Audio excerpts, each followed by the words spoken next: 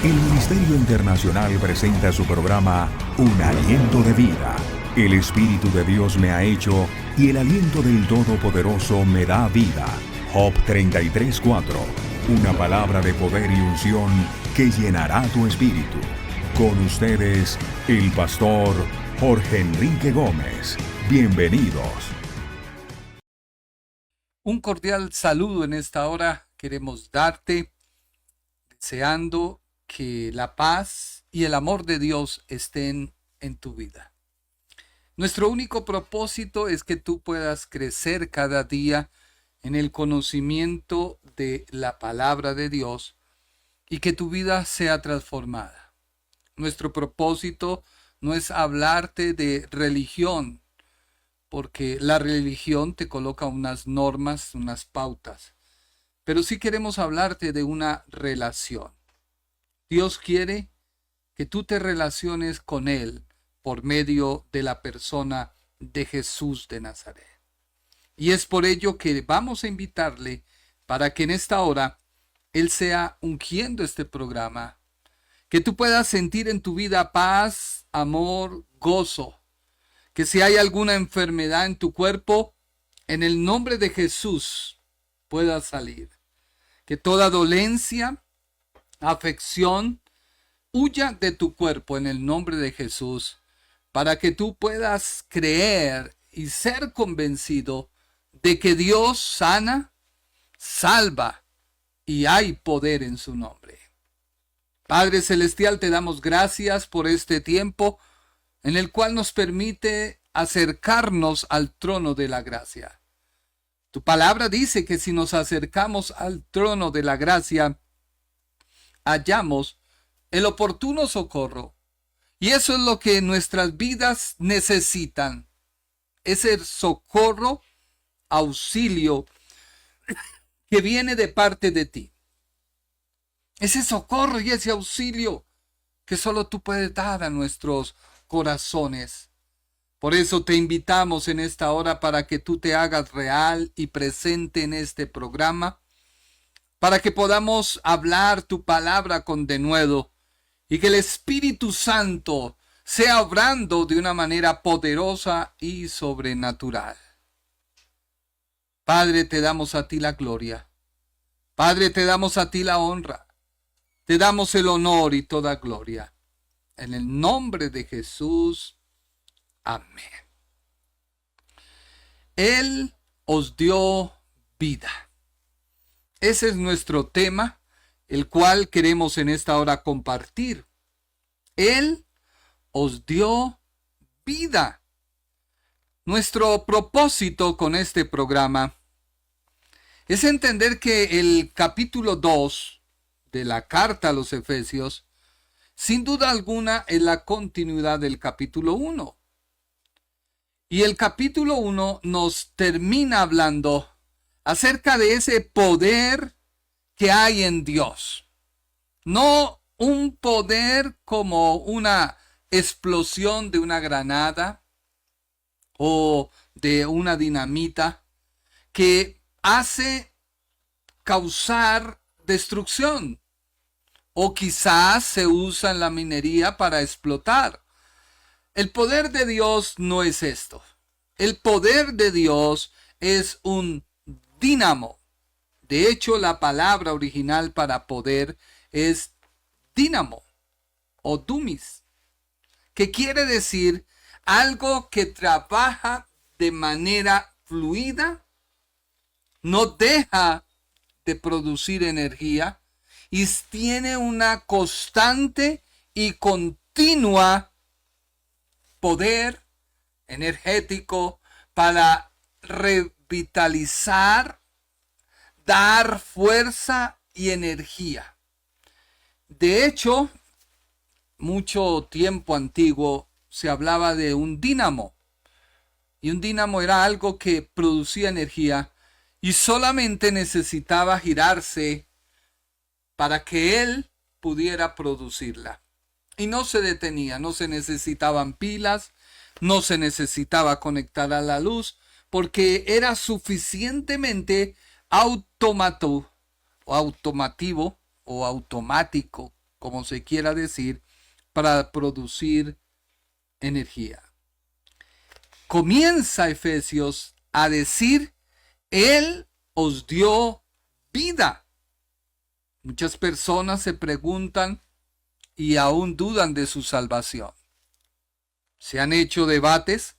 Recuerdo uno en el cual pude participar y alguien me decía, usted no puede decir eso.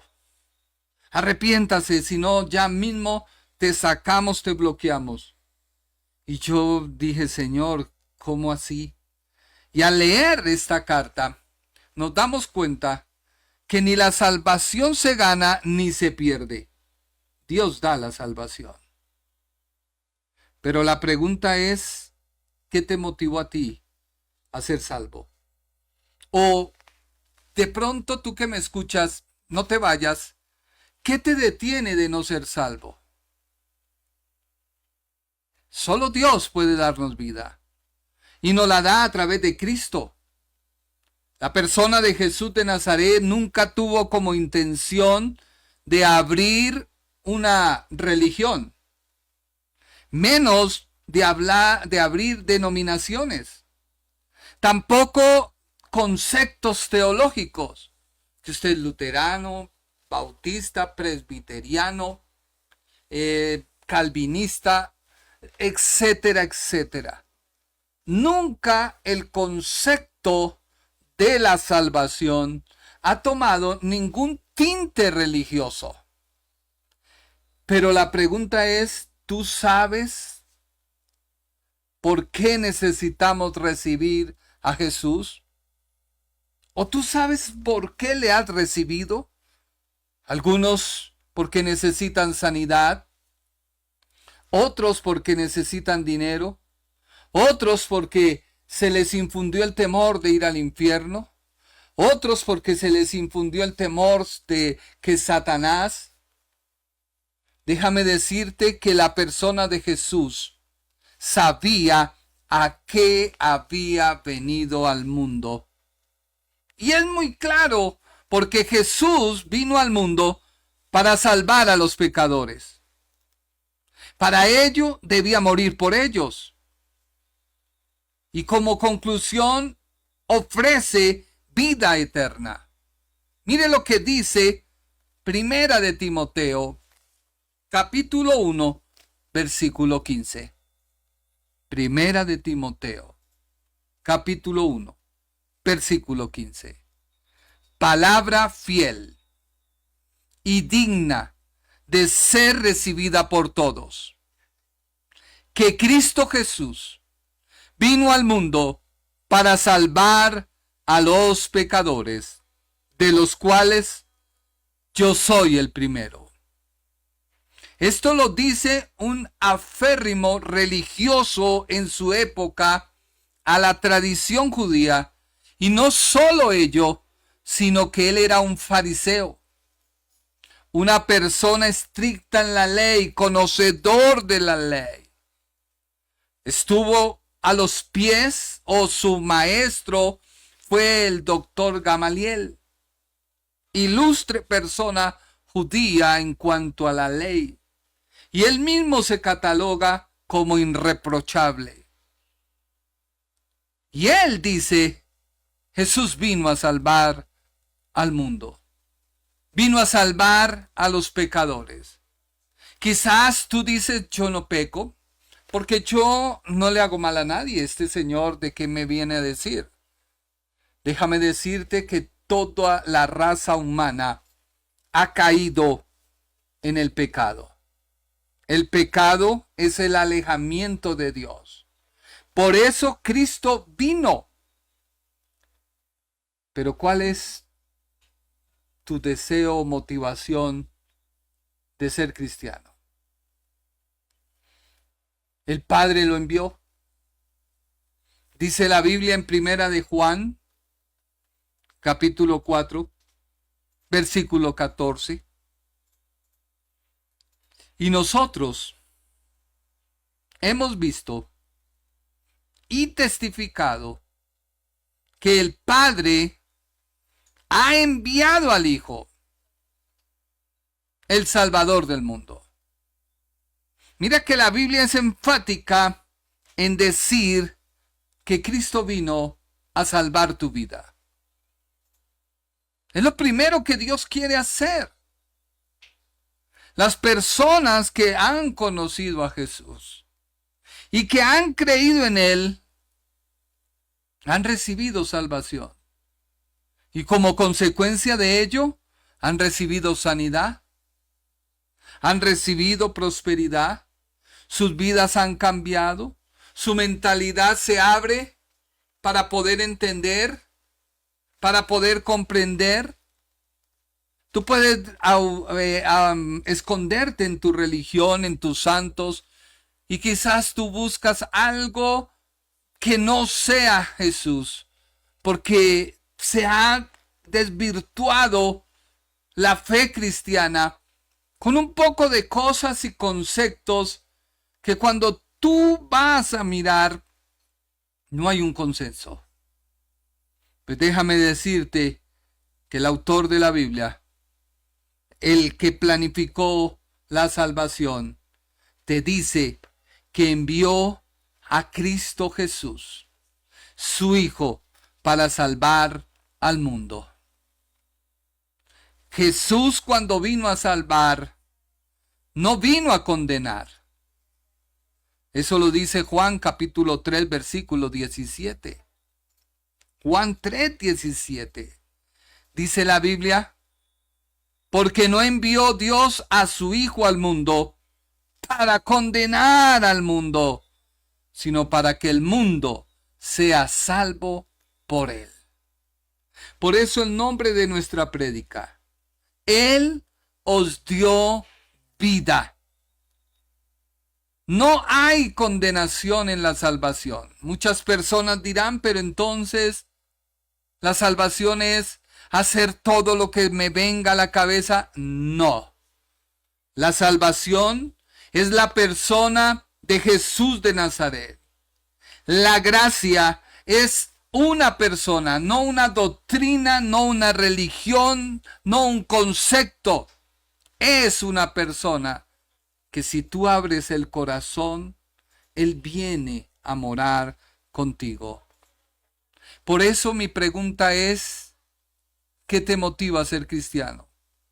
Porque muchas veces muchos cristianos cargan una cruz de conceptos, de prohibiciones, de ataduras, de amarguras, de cosas que ellos no ven, no tocan, no hacen, porque quizás se contaminan.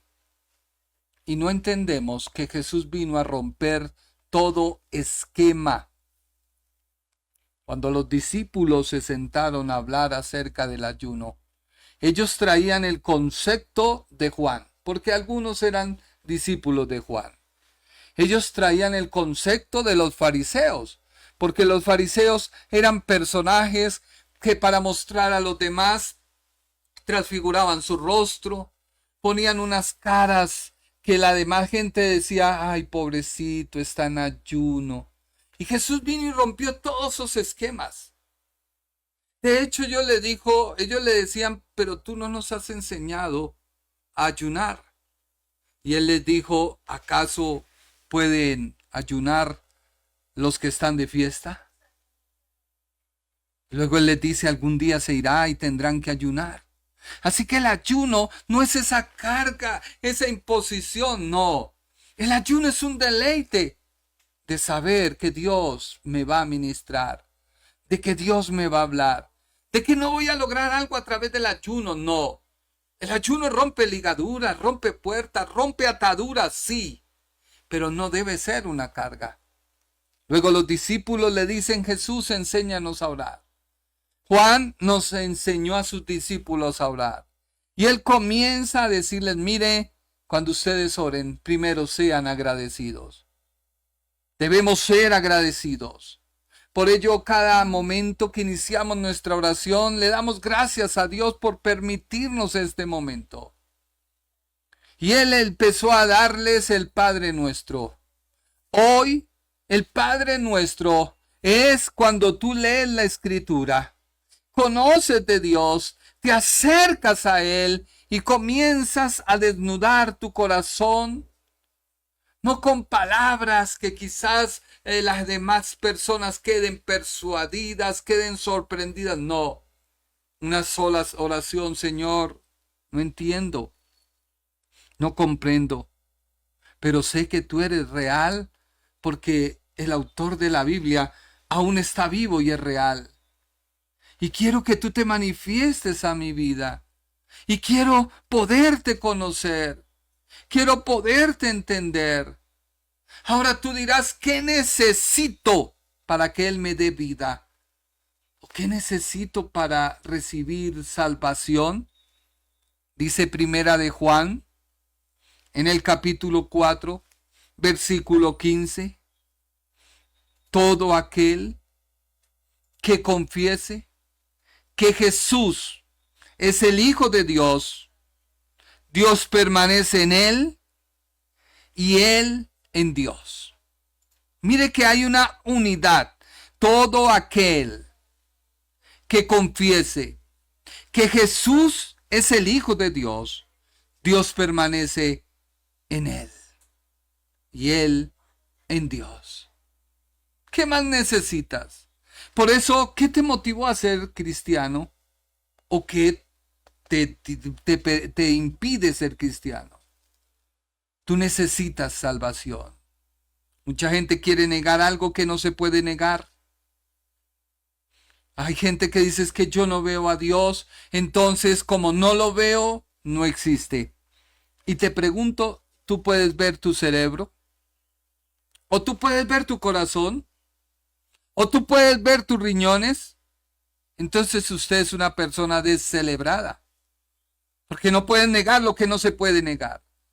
O el viento no existe porque no lo veo, pero su fuerza tumba árboles, derriba techos, su fuerza puede producir vientos, huracanes. Entonces negamos el viento o su fuerza porque no existe. Dios es real y Él necesita que tú le creas. Dice Juan capítulo 3 versículo 18. El que en Él cree no es condenado. Recuerda que Él vino a salvar al mundo. Vino a morir por los pecadores. El que en Él cree no es condenado. Pero el que no cree ya ha sido condenado, porque no ha creído en el nombre del unigénito de Dios. Mi afán, mi único interés es de que tú conozcas a Jesús, de que tú recibas la salvación, de que tú digas: necesito a Jesús, mi vida necesita a Jesús, mi hogar necesita a Jesús, mi cuerpo necesita a Jesús. Dice Romanos capítulo 10, versículos 9 y 10. Romanos 10, 9 y 10. Que si confesares con tu boca que Jesús es el Señor y creyeres en tu corazón que Dios le levantó de los muertos, serás salvo. Porque con el corazón se cree para justicia, pero con la boca se confiesa para salvación. ¿Qué necesitaba Jesús para venir a salvarnos?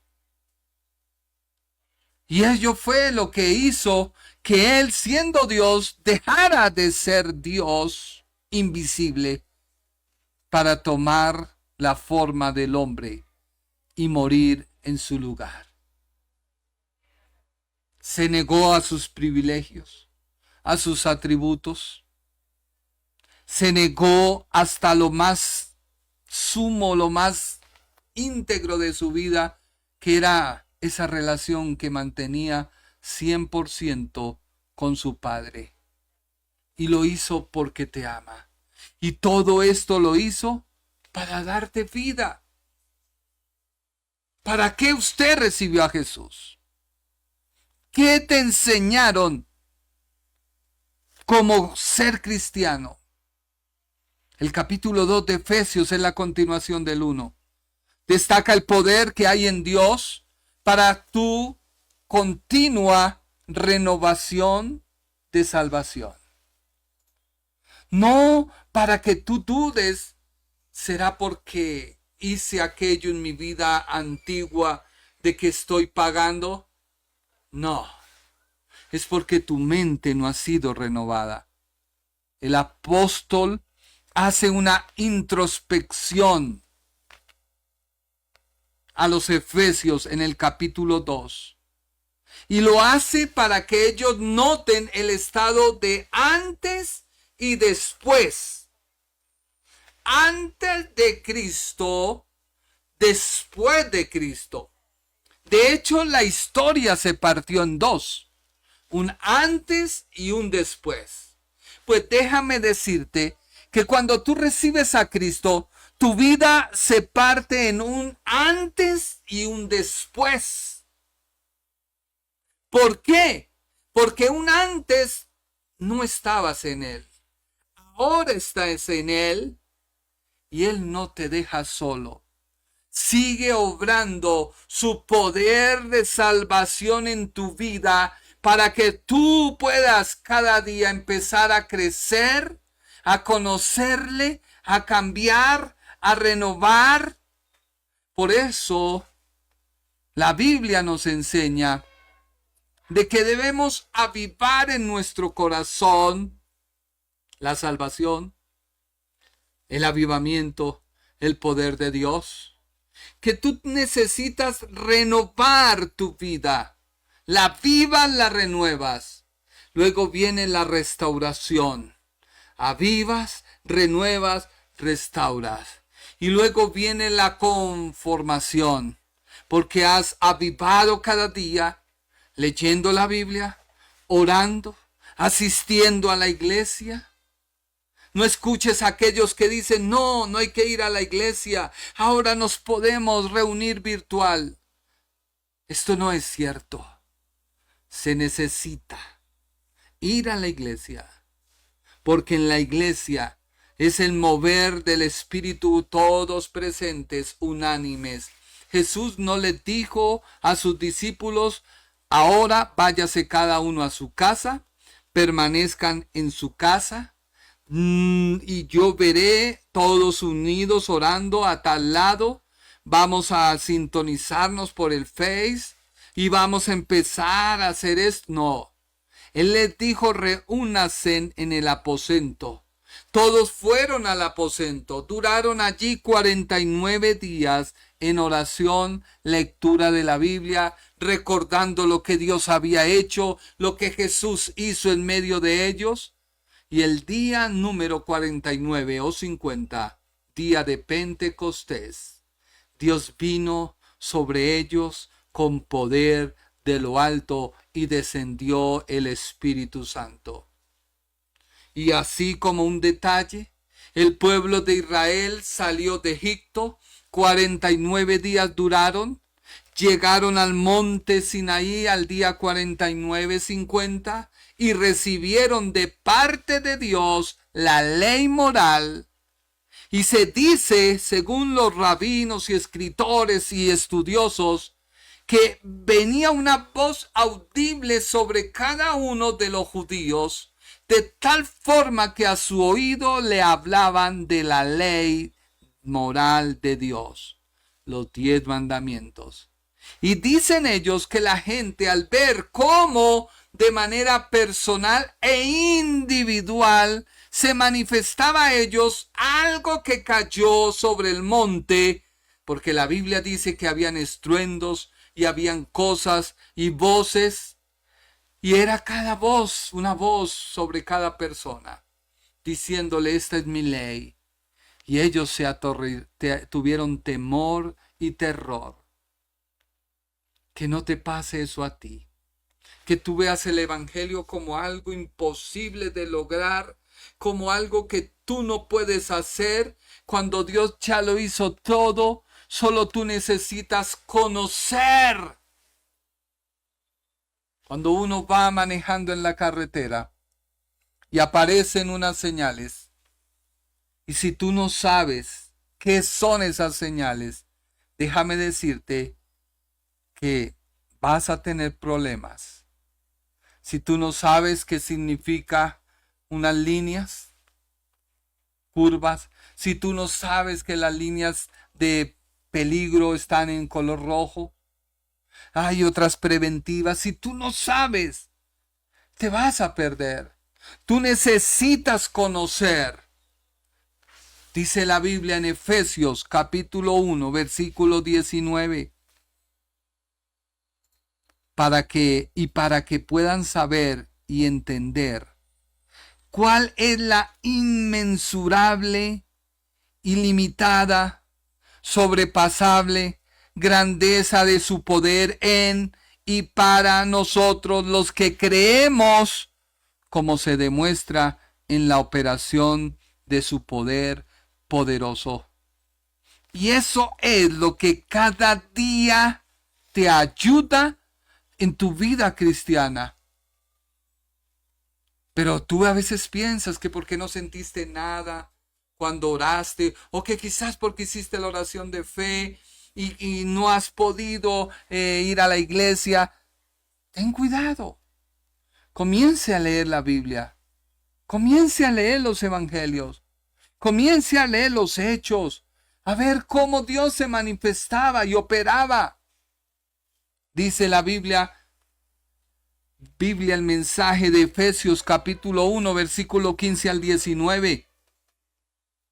Por eso, cuando oí hablar de la confianza tan sólida que tenéis en el Maestro Jesús y vuestra efusión de amor hacia todos los seguidores de Jesús, no podía dejar de dar gracias a Dios por vosotros.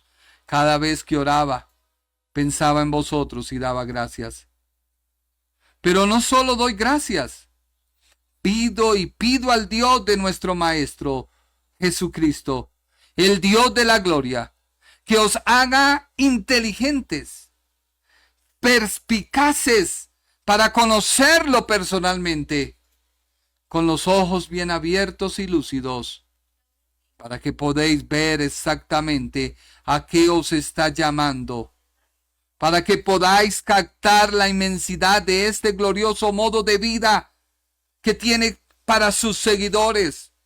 Oh, la absoluta extravagancia de su obra en nosotros, que confiamos en Él.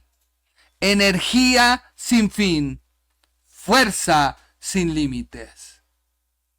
Si tú estás atravesando alguna adversidad, algún problema, no sé cuál sea, recuerda que el poder de Dios te dio vida y que ese poder no se ha acabado, no se ha limitado.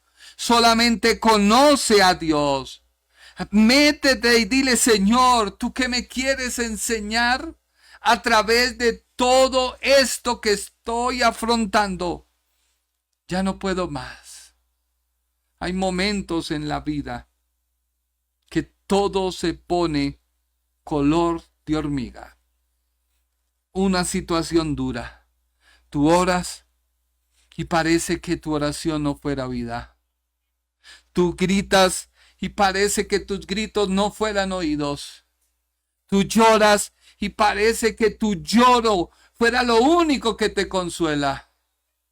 Déjame decirte que Jesús te está cargando, solamente que tú no te has dado cuenta.